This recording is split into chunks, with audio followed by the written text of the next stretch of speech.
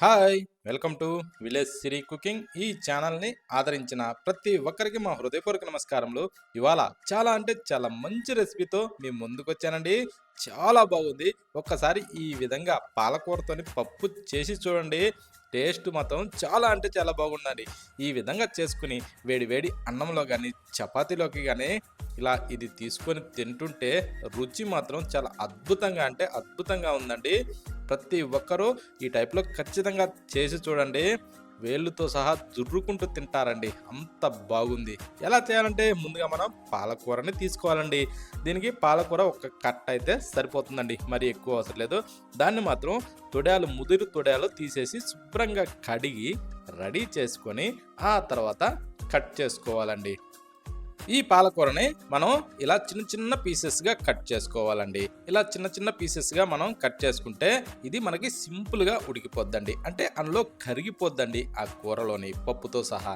ఓకేనా? అందుకోసం అనేసి ఈ టైప్‌లో కట్ చేసుకోవాలి. కానీ కట్ చేసుకునే ముందు మాత్రం ఈ ఆకులకి వెనక భాగంలో కొంచెం ఇసుక లాంటివి అంటుకొని ఉంటే అవి శుభ్రంగా కడిగి ఆ తర్వాత ఇలా ముదురు కాడలు లేకుండా చూసుకునేసి దాన్ని ఈ విధంగా కట్ చేసుకోవాలండి. ఇలా కట్ చేసిన తర్వాత ఇప్పుడు దీన్ని అయితే పక్కన పెట్టేసి ఒక ప్రెషర్ కుక్కర్ తీసుకునేసి దాంట్లోకి ఒక కప్పు వరకు కందిపప్పు వేసుకుందామండి. అదేంటే దాదాపు క్వాంటిటీ ఎంతంటే 100 గ్రాముల వరకు ఉంటుంది. ఇప్పుడు దాన్ని నీళ్లు పోసి ఈ టైప్లో ఇలా కలుపుతూ ఒకటికి 2-3 సార్లు శుభ్రంగా కడుక్కోవాలి. కడిగిన తర్వాత మరి కొద్దిగా నీళ్లు పోసుకుందామండి. అంటే మనకి ఇది ఒక 4 లేదా 5 విజిల్స్ రావాలి. అందుకోసం అనేసి నీళ్లు గ్లాసున్నర పోసుకొని ఆ తర్వాత చిటికెడు పసుపు, 1 టేబుల్ స్పూన్ అయితే ఆయిల్ వేసుకొని ఇలా మూత పెట్టేసుకోవాలి. అంటే మనకి విజిల్స్ రావాలి కాబట్టి ఆ విధంగా రబ్బరు ఇవన్నీ విజిల్స్ చూసుకునేసి మూత పెట్టి ఇప్పుడు స్టవ్ ఆన్ చేసి స్టవ్ మీద పెట్టేసి దీన్ని దాదాపు ఒక 4 విజిల్స్ అయితే కంపల్సరీ రావాలండి. అప్పుడే ఈ పప్పు సింపుల్గా ఇలా మెత్తగా ఉడికిపోతుంది. ఈ టైప్లో ఉడికిన తర్వాత దీన్ని మనం ఏంటంటే స్టవ్ ఆఫ్ చేసి మూత తీసి ఇలా బాగా ఎనిపేసుకోవాలి. ఈ విధంగా ఎనిపిన తర్వాత ఇలా గుజ్జులాగా మారద్దండి. మారిన తర్వాత ఇప్పుడు దీంట్లో ఇది పప్పు కాబట్టి దీంట్లో కొంచెం ఎక్స్ట్రానే నీళ్లు పోసుకోవాలి. అంటే మరీ పల్చగా కాకుండా మరీ చిక్కగా కాకుండా అంటే ఎవరెవరు టేస్ట్ వాళ్ళది కాబట్టి చిక్కగా ఉంటే ఒక టేస్ట్ వస్తుంది, మరి పల్చగా ఉంటే జుర్రుకొని తినేలా ఆ టేస్ట్ వస్తుంది. కాబట్టి దానికి ఏ విధంగా కావాలో అలా నీళ్లు పోసుకునేసి ఈ టైప్లో కలిపి పక్కన పెట్టి స్టవ్ మీద ఒక ప్యాన్ అయితే పెట్టుకునేసి దాంట్లో ఒక గంటన్నర వరకు నూనె పోసుకొని కట్ చేసిన ఉల్లిపాయని అందులో వేసేసుకోవాలి. ఆ ఉల్లిపాయను కూడా సన్నగా పొడవుగా ఇలా కట్ చేసి దాంట్లో వేసుకునేసి ఇలా మంచి ఎర్రగా దాన్ని సన్న మంట మీద ఫ్రై చేసుకొని ఇప్పుడు కట్ చేసిన ఒక 2 టమోటాలను అయితే అందులో వేసేసుకుందాం. అవి కూడా చిన్నగా సన్నగా కట్ చేసి దాంట్లో వేసేసుకునేసి 1 టేబుల్ స్పూన్ సాల్ట్ వేసి ఇప్పుడు కాస్త అలా కలిపేసుకునేసి ఇప్పుడు ఈ టమోటాలను ఏంటంటే మనం బాగా మెత్తగా మగ్గించుకోవాలండి. ఓకేనా? ఇవి మగ్గటానికి మనం ఏం చేద్దామంటే ఇప్పుడు మూత పెట్టేసి దీన్ని ఒక 2 నిమిషాల పాటు అలా మగ్గించుకునేసి ఈ టైపు వచ్చాక కాస్త అడుగు పెట్టుకోకుండా అలా కలిపేసుకునేసి ఇప్పుడు దీంట్లో ఏం చేద్దామంటే స్పైసీ తగ్గట్టుగా 1 టేబుల్ స్పూన్ అయితే కారం వేసుకొని 1 టేబుల్ స్పూన్ ధనియాల పొడి కూడా వేసి ఇవి రెండింటిని మంచిగా కారం వాసన పోయేంత వరకు అయితే మంచి ఎర్రగా వచ్చేంత వరకు దీన్ని వేగనిచ్చుకోవాలి. ఈ టైప్లో కలుపుతూ దీన్ని ఈ టైప్లో ఫ్రై చేసుకునేసి ఇప్పుడు మనం ఏంటంటే దీంట్లో కట్ చేసి రెడీ చేసి పెట్టుకున్న ఈ పాలకూరని అయితే దాంట్లో వేసేసుకుందాం. ఈ పాలకూరని మొత్తంగా దాంట్లో వేసిన తర్వాత ఇప్పుడు ఏంటంటే దీన్ని కిందకి మీదకి తిరగేసుకుంటూ ఈ పాలకూరని అయితే మనం బాగా ఫ్రై చేసుకోవాలండి.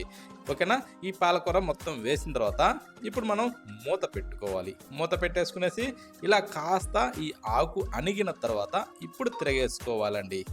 ఈ విధంగా ఏంటంటే ఇలా తిరగేసుకుంటే ఈజీగా ఉంటుంది. ఆకు మనం వేసినప్పుడు బాగా హైట్ వస్తుంది కదా, అప్పుడు తిరగేయటానికి కొంచెం ఇబ్బందిగా అనిపిస్తుంది కాబట్టి కొంచెం వాడిన తర్వాత ఇలా తిరిగేసుకొని ఈ టైప్లో వాడినాక ఇప్పుడు మనం ఇందాక ఎనిపి రెడీ చేసి పెట్టుకున్న ఈ పప్పునైతే దీంట్లో వేసుకుందాం. చూడండి, పప్పు ఇందాక నీళ్లు పోసి ఎనిపినప్పుడు కొంచెం చిక్కగా పల్చగా లేకుండా ఎంత బాగుందో ఆ టైప్లో ఇప్పుడు కొంచెం ప్రెషర్ కుక్కర్లో కొద్దిగా నీళ్లు పోసుకొని మనకి ఎన్ని అవసరం అన్నీ పోసేసుకొని ఇప్పుడు చూడండి దీన్ని కాసేపు అలా మరొక 2 నిమిషాల పాటు ఉడికించుకోవాలండి. ఇప్పుడు పచ్చిమిరపకాయలు ఒక 2 లేదా 3 అలా ఇరిసి అందులో వేసుకుంటే ఆ ఫ్లేవర్తోనే ఇంకా బాగుంటుందండి. ఓకేనా. ఇందాక కారం ఒక్క టేబుల్ స్పూన్ వేసాం కదా, ఈ యొక్క 2-3 పచ్చిమిరపకాయలు వేస్తే ఆ స్పైసీ ఏంటంటే అది వేరే ఉంటుందండి. చాలా బాగుంటుంది అన్నట్టు రెండింటి కాంబినేషన్లో.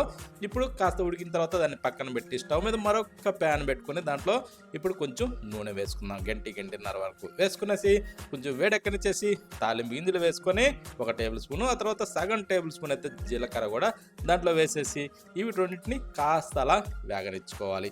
ఇవి కొంచెం ఎర్రగా మారిన తర్వాత ఇప్పుడు వెల్లుల్లినండి అలా ముక్కులు పొడిసి అందులో వేసుకునేసి వీటిని కూడా వీటితో కలిపి కొంచెం ఎర్రగా వేగనిచ్చుకోవాలి. ఇప్పుడు కట్ చేసిన ఎండుమిరపకాయలండి 2 లేదా 3, తర్వాత చిటికెడు ఇంగు పొడిని దాంట్లో వేసుకొని కొంచెం అలా ఫ్రై చేసుకోవాలి. ఇలా కొంచెం వేగాక ఇప్పుడు మనం ఏం చేద్దామంటే కరివేపాకు వేసుకుందామండి. ఒక 4 రెబ్బలు దూసి మంచి స్మెల్ వచ్చేది చూసి 4 రెబ్బలు దూసి అలా వేసుకొని కొంచెం చిటపట్లాడించి ఇప్పుడు కారం అండి. అది ఏంటిదంటే రెడ్ చిల్లీ పౌడర్. ఆ రెడ్ చిల్లీ పౌడర్ని కొద్దిగా అలా వేసేసుకునేసి లైట్గా అది స్టవ్ ఆపిన తర్వాతే వేసుకోవాలండి. అప్పుడు కలర్ మారకుండా సూపర్గా ఉంటుంది. ఇప్పుడు ఆ పోపుని తీసి ఇందాక మనం ఎనిపి ఉడికించి రెడీ చేసి పెట్టుకున్న ఈ కర్రీలో వేసుకుందాం. అంటే ఈ పప్పులో పాలకూర పప్పులో వేసి వెంటనే మూత పెట్టేసేయాలండి. పెట్టిన తర్వాత కొంచెం అయినాక అది ఇనికిన తర్వాత మూత తీసుకునేసి మీదకించి అలా కొత్తిమీరని చల్లేసుకోవాలి.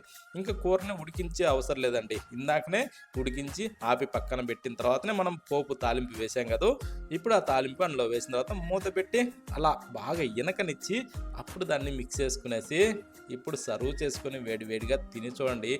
ఎంత బాగుంటుందంటే అంత బాగుంటుందండి. ప్రతి ఒక్కరు ఈ టైప్లో చేసి చూడండి. పాలకూర పప్పు చాలా అంటే చాలా రుచిగా ఉంటుంది. ఈ టైప్లో చేసి వేడి వేడి అన్నంలో అలా కలుపుకొని తింటుంటే ఎంత బాగుంటుందండి. ప్రతి ఒక్కరు ఏళ్ళు జుర్రకుండా వదిలేపెట్టరండి.